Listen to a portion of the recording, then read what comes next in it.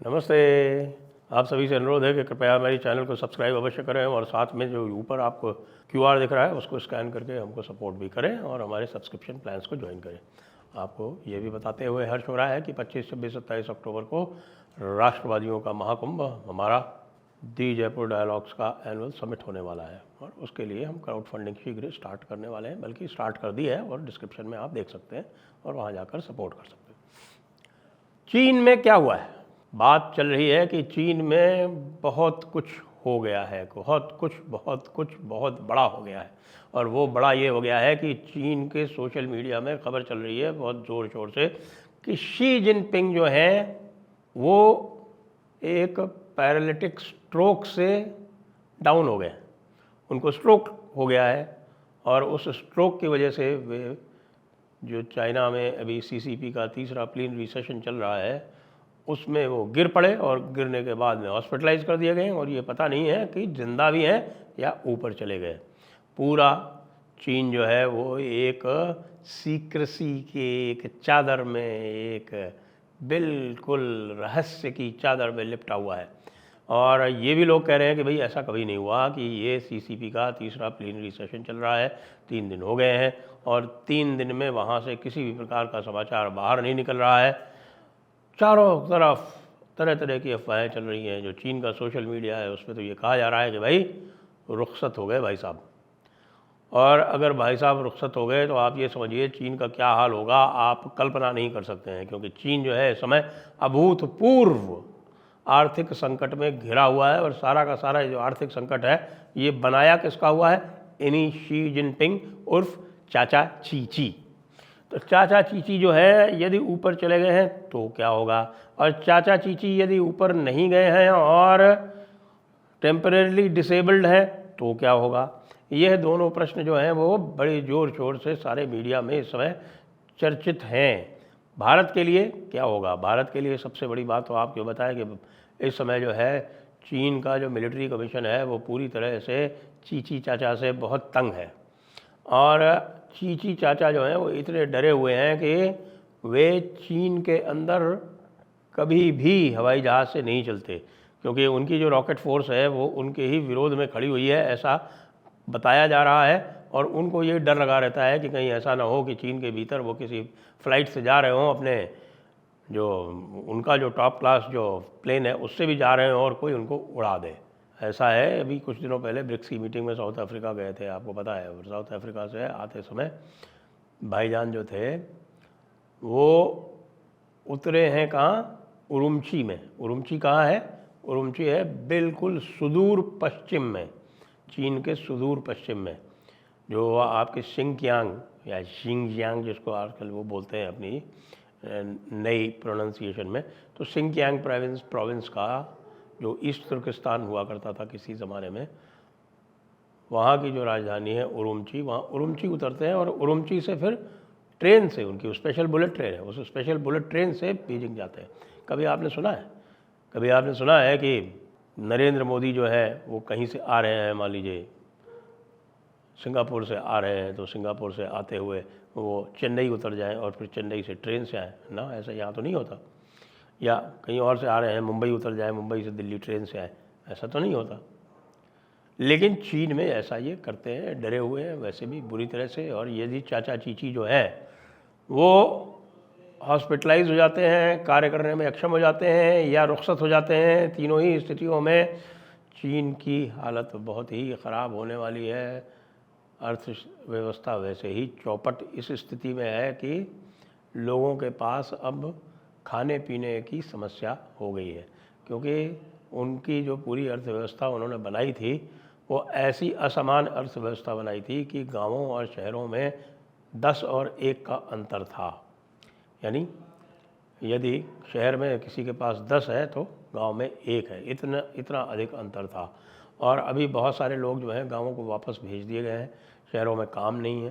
शहरों में जो पूरी रियल एस्टेट जो उनकी 30% इकोनॉमी का 30%, आप सोच सकते हैं कितना बड़ा लीवरेज जो है वो उन्होंने दे दिया था रियल एस्टेट को। और वो रियल एस्टेट जो है ठप हो चुकी है, 40 बैंक ठप हो चुके हैं। बैंकों के पास आप लोन देने का या लोन उतारने का तो अलग बात है, बैंकों के पास अपने डिपॉजिटर्स का डिपॉजिट रिडीम करने का भी पैसा नहीं है। बैंक्स फेल हो रहे हैं बुरी तरह से। इनकी जो एक इकोनॉमी जो इन्होंने बनाई थी ऑथोरिटेरियन रेजीम यानी कम्युनिस्ट रेजीम में कैपिटलिस्ट इकोनॉमी, जहाँ कुछ भी फ्री नहीं था, जैसे कि सोवियत यूनियन में थे from the womb to the tomb, आपकी हर चीज़ की जिम्मेदारी, हर चीज़ का दायित्व जो था वो स्टेट पर हुआ करता था। यहाँ पर स्टेट किसी प्रकार का दायित्व नहीं लेती, सब कुछ आपको ही करना है, सब कुछ आपको ही खरीदना है, सब कुछ आपको ही अपने बिल्स पे करने हैं, आपको ही हॉस्पिटलाइजेशन का भी बिल पे करना है, आपको भी अपनी एजुकेशन का बिल पे करना है, सब कुछ आपको करना है। लेकिन जो रजीम है वो आपके हर काम से अपनी वाकफियत रखेगी, वो आपके हर काम में घुसेगी, बिल्कुल ठीक जॉर्ज ऑरवेल के 1984 की तरह। भारत के पास ये अच्छा अवसर है क्योंकि इस समय चीन जो है वो पूरी तरह से कन्फ्यूजन में है। ताइवान के पास भी अपना अच्छा अवसर है कि ताइवान अपने आप को स्वतंत्र घोषित कर दे, क्योंकि जब चाचा चीची नहीं है तो बाकी कोई भी लड़ाइयाँ करने में किसी भी प्रकार की रुचि नहीं रखता है। चाचा चीची के आने से पहले आपको ध्यान हो, चाचा चीची जब आए हैं 2013 में, तो उससे पहले हू जिनताओ थे, उससे पहले सीसीपी ने एक बड़ा अच्छा एक अपना सिस्टम बना रखा था कि हर 10 वर्ष में लीडरशिप चेंज होगी, और लीडरशिप का पूरा ध्यान जो था वो आर्थिक सुदृढ़ता लाने में और आर्थिक समृद्धि में था। और उनका ये मानना था कि वे जब इतनी बड़ी इकॉनमी हो जाएंगे तो ऑटोमेटिकली पूरी दुनिया जो है वो उनके सामने काउटाओ करेगी। काउटाओ क्या होता है? ये बिल्कुल एक चाइनीज़ फॉर्म ऑफ ग्रीटिंग होती है, जो उनके जो राजा हुआ करते थे, जो उनके सम्राट एम्परर हुआ करते थे, उनके सामने जब कोई भी जाता था तो वही काउटाओ किया करता था। और वो काउटाओ का बड़ा इलेबोरेट प्रोसेस है, आप गूगल करके देख सकते हैं। यहाँ एक्सप्लेन करूँगा तो बहुत समय लग जाएगा, क्योंकि वो करीब 100 गज या 100 मीटर तक जो है वो झुक झुक के नमस्कार करते हुए और उसको जाना पड़ता था, और जाके वहाँ पर बिल्कुल लंबवट होना पड़ता था।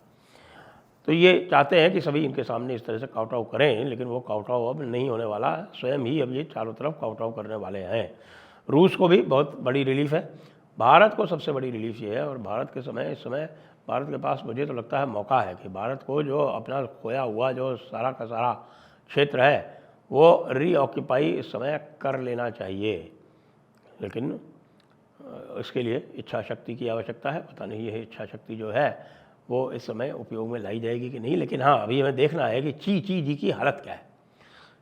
चीची जी यदि मर गए हैं तो उतना कन्फ्यूजन नहीं होगा, क्योंकि फिर चीची जी का कोई ना कोई जो है वो एक उनका विरोधी जो है वो उनका वारिस बन के आ जाएगा। उनके विरोध में बहुत सारे लोग हैं, सीसीपी में लगभग सभी जो हैं उनके विरोधी ही हैं, और उन्होंने एक प्रकार से वहाँ पर ज़बरदस्ती कब्जा कर रखा है इस समय।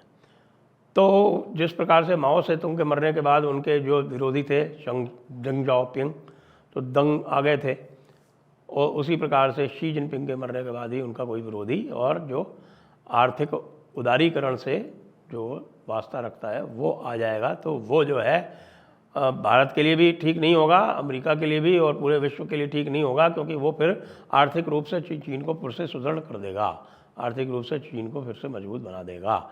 लेकिन अगर चीची जो है वो इसी प्रकार से कोमाटोज यानी अर्धमूर्छा की स्थिति में रहते हैं तो वो सबसे अच्छा है। वो अर्धमूर्छा की स्थिति में ना मरे ना जिए, ऑक्सीजन तुमको मरने नहीं देगा और लिक्विड तुमको जीने नहीं देगा, वो वाली स्थिति में रहेंगे तो वो बेस्ट है भारत के लिए। भारत को कैलाश मानसरोवर पर कब्जा करने की अब तैयारी कर लेनी चाहिए।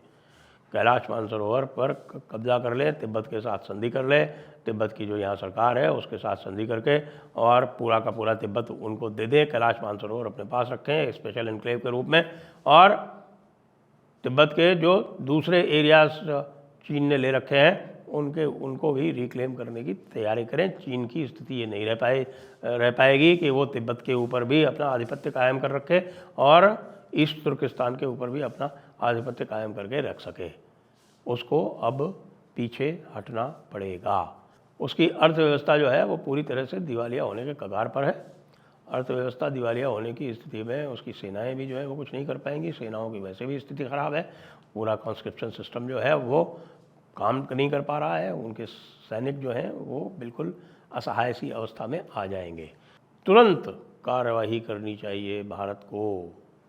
जैसे ही कन्फर्म हो जाए कि चीची जी हैं वो चूँ चूँ हो गए हैं, तो चीची जी के चूँ चूँ होने का फ़ायदा भारत को उठाना चाहिए और एक जो परमानेंट समस्या चीन ने खड़ी कर रखी है हमारे सीमाओं पर, उसको पूरी तरह से सॉल्व करने का, उसका हल निकालने का अपने बाहुबल से रास्ता निकालना चाहिए।